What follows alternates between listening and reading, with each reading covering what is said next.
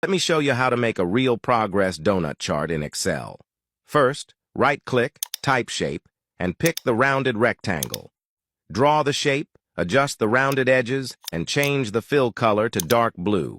Right-click, type Text, and click on Text Box. Type Progress, make the text bold and the color white.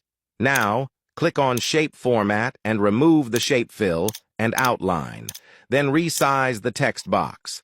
Highlight the data and search for Donut Chart. Delete the title and data callouts at the bottom. Click on the Format tab, remove the shape fill and outline, and then resize and reposition the chart.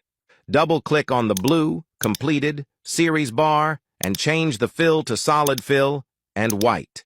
Then change the borders to a solid line and white.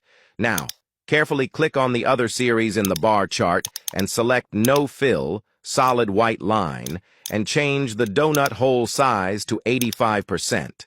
Copy the progress text box, click in the formula bar, and then select the completed cell.